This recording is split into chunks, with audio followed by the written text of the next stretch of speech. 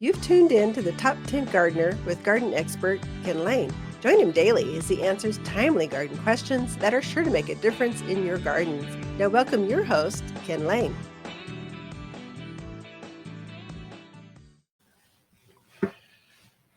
And back in the studio, Lisa Waters Lane. She comes each week and we just give a segment just to her. Just kind of, what are you seeing in your gardens? And your gardens are pretty spectacular. You are not allowed to have any more containers at the house. That is it. The irrigation will not handle all of your plants. No more. So when you put one in, take one out. All I can tell you.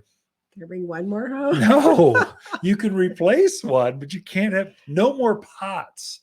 You can have something in a pot, but the irrigation only in your patio is just solid pots. She's got over 50 containers out there, folks, and she wants more. So, to be a garden center goddess. But there's one plant I really want. I may have an open plant. There's the kale. I'm replacing the ornamental kale. With stuff, so we might be able to we have time to transition. Black-eyed Susan vines that came in. Oh, those are neat. So there's a real pretty one this year that has a white and pink. Usually they're orange and like a dark orange. This one's white with pink flowers too. So okay, I'll bring it home. Bring it, and then, but it's got to go in a pot. So replace something else. We'll get rid of the kale. I'm stressed out. Who needs that healthy stuff? And we'll put a pretty plant in. All right. So what do you got for us this week? You're inspiring gardeners that are tuned in, and they want to garden how? So many people who are out there wanting to garden are also gardening to attract birds and butterflies into their yard. And the most famous one they want to attract are the hummingbirds. I would say the swallowtails. You think so? Or the monarchs. You know, butterflies? Monarch bird? Oh, birds. Oh, sorry. Yeah. Sorry, I'm a man. I tuned out. I wasn't listening. Anyway, so I thought I would talk about some perennial flowers that you could put out in your yard that will definitely attract those hummingbirds and the butterflies. So the hummingbirds they're looking for tubular flowers because they also eat a lot. So the great thing about having hummingbirds in your yard is they eat insects as well as the nectar. That's true. So they need both. They need that protein and that carbohydrate, that sugar. Keep going. So they'll help with the insects. Plus, they're just kind of fun to watch. So things that are tubular that they like, and for you, just in radio land, I have show and tell. So you just have to imagine. So this is a great plant for here. This is a brake light yucca. So it's a yucca, so it's very drought hardy, not going to take a lot of water. Loves the sun. Put it in a hot spot and it'll be happy. It sends up this bright red stalk of flowers that have like little tubules in them. So hummingbirds absolutely love them. So this is an easy grow plant to throw out there. You don't have to think too much about. Not a lot of maintenance, not a lot of water, but the hummingbirds love it. Put it out there for you folks on ridge lines. Mm-hmm. The more wind, the better. The more sun, the better. The more rocky, terrible soil, the better. Don't put it on drip irrigation. Water by hand. That's what yucca does. It's like agaves are the same way. Cacti. They're all companion plants. And this doesn't do it justice. It's a little one in the studio, but this will turn into a 3x3x3. Well, this brake light's dwarfed. 3x3. Call it knee high by knee high. Yeah. And then it just has multiple stalks. It'll have 3, 4, 5, 6 flower stalks. It blooms all summer. Red. Oh, yeah. It'll literally bloom all summer up until fall. So a good one for hummingbird. Another one that most people know about, but it's a good reminder. So this is the salvia. Autumn sage is the other name for it. Another great drought hardy plant you can put in a hot spot. It actually does quite well in a shadier spot too, I have discovered. So very versatile plant.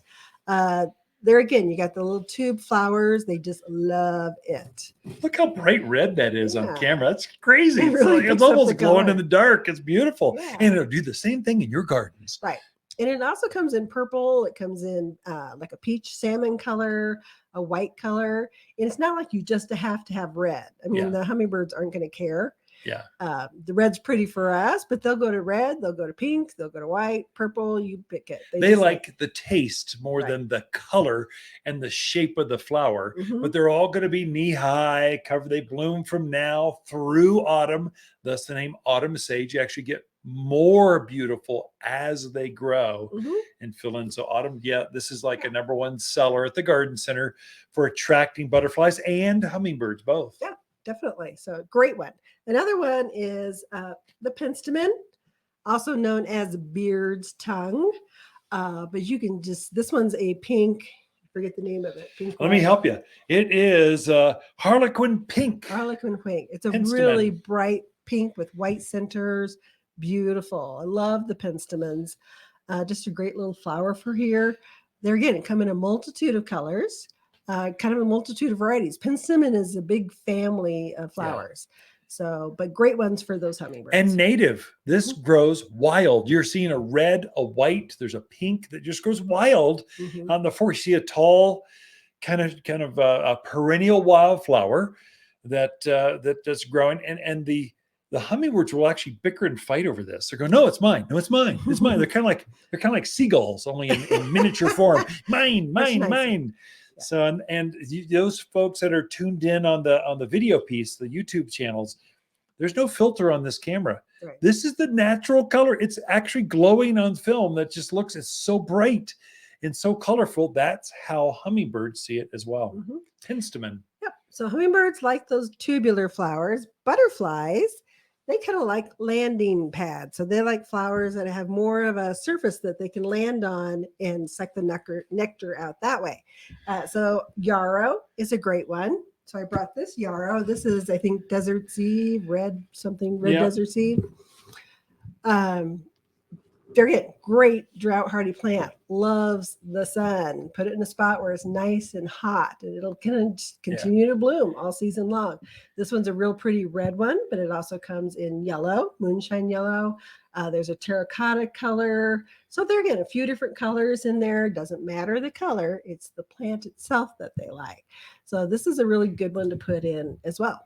I put a native yellow in our backyard, and this takes, again, surprising little, it doesn't get full sun. Right. It maybe gets 4 hours, and it blooms a crazy long time in our personal gardens, but it will go full on in the wild. It's right out there in the full bright, from morning till evening, bright hot sun. It's got this real thick kind of thick foliage that protects it, and so just, you're going to have butterflies if you've got yarrow. And it's pretty animal resistant as well, especially the yellows and the whites. Sometimes the deer can, on the paprika colors, but they're tough. Okay, so that's a good one. The scabiosa, which is an absolutely horrible name. The other name is pincushion flower. Pincushion's better. So this one usually comes in pinks and lavenders. I've seen it occasionally in white, not as pretty in white. I like the pinks and the lavenders. Has a beautiful little flat flower that sticks up above the foliage. So the foliage is low down, and then the flowers stick up probably 12 inches above that foliage. Yeah, easily. And just a beautiful little plant to put out there in your perennial beds, your yards. It does very nicely. Looks like a pincushion. I mean, literally, that's the name. Looks like a pincushion. You have a bunch for you seamstress out there, but butterflies look at it and go, just yummy. Delightful. They just hang out and rest and neat, and they'll just rest on the pads, enjoy each other. Definitely. So we're almost out of time, but I'll show you one more. Of course, we have to show this one. So this is a butterfly plant. So this one's purple, but they come in, they're again a multitude of colors and a multitude of sizes. You can get some that go 6 to 8 feet, some that go 4 to 5 feet, and some that are 2 feet. So some of the pugsters are nice. Buzz Hot Rhapsody butterfly bush. So that's about a 4 foot, 4 by 4 one. Beautiful bright flowers on them, blooms all summer long. I mean, you're just kind of deadheading and making them pretty. And we're out of time, baby. You got more here. So lots of butterfly plants. We've got a list. If you want to take a look at that, go to watersgardencenter.com. tap the Learn button, and there's a butterfly, Learn at the very top. There's a butterfly and hummingbird plant list right there with these and more. Yep. Ken and Lisa Lain, the Mountain Gardeners. Be right back. Water's companion plants in May are Vining akebia, Indian hawthorn, Prescott sunshine geraniums, and purple robe locusts. Incredible long clusters of purple flowers in May that look just like wisteria flowers hanging from this local bloomer. The 8-inch fragrant flowers cover the tree profusely. Super hardy and drought tolerant with a brisk growth rate of 2 feet in 1 year. It's just the perfect backyard shade tree. You'll find the shadiest trees here at Waters Garden Center, 1815 Iron Springs Road in Prescott. You're listening to garden expert Ken Lain, owner of Waters Garden Center in Prescott. Look for more tips, tricks, and garden shortcuts through Ken's website. Additional shows of this podcast, read his weekly garden column, or follow him on Facebook, Instagram at watersgardencenter.com. That's Waters with 2 T's, gardencenter.com.